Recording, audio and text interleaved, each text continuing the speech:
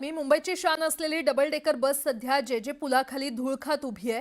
तब्बल 69 लाख रुपये खर्च करून कॅफेटेरिया, वाचनालय आणि आर्ट गॅलरीमध्ये या बसेसचं रूपांतर करण्यात आलं होतं। मात्र हीच डबल डेकर बस आता धूळ खात पडली आहे। या प्रकारामुळे बेस्ट प्रशासनाच्या कारभारावर प्रश्नचिन्ह उपस्थित केले जातात। 69 लाखांचा प्रकल्प बंद का पाडला?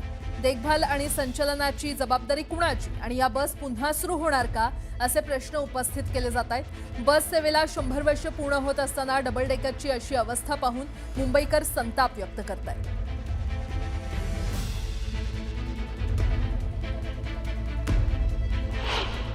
मुंबईकरांच्या जिव्हाळ्याच्या बेस्ट बस सेवेला आता लवकरच 100 वर्ष पूर्ण होणार आहे।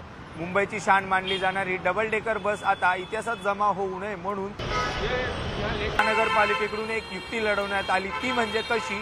थेट जे ब्रिज पुलाखाली जे आहे ते या संपूर्ण लाल डबल डेकर बस जे आहे त्या कॅफेटेरिया, वाचनालय आणि कला दालन अशा स्वरूपात मुंबईकरांच्या पुन्हा सेवेत रुजू करण्यात आली।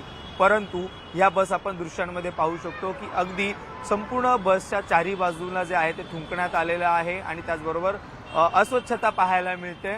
आणि या बसवरती सर्वात महत्त्वाचं म्हणजे महानगरपालिकेकडून उल्लेख करण्यात आलेला आहे की हो बस उपहारगृह असा उल्लेख करण्यात आलेला आहे। पण एकंदरीत संपूर्ण जी बेस्टची बस आहे ती संपूर्ण आपल्याला धूळ खात पडलेली पाहायला मिळते। संपूर्ण चारी बाजूने अस्वच्छता जी आहे ती आपल्याला संपूर्ण दृश्यांमध्ये पाहायला मिळते। एकूण 69 लाख रुपये इतका खर्च करून या बेस्ट लाल डबल डेकर बसला सेवेत आणण्यात आली। परंतु ज्या प्रकारे इतिहासात या बेस्ट बसची नोंद झाली त्या प्रकारे आता ही योजना देखील इतिहासात जमा होते का पाहणं तितकंच महत्त्वाचं ठरणार आहे। व्हिडिओ जर्नलिस्ट गणेश कदमसह श्रीकृष्ण आवटी, न्यूज 18 मराठी।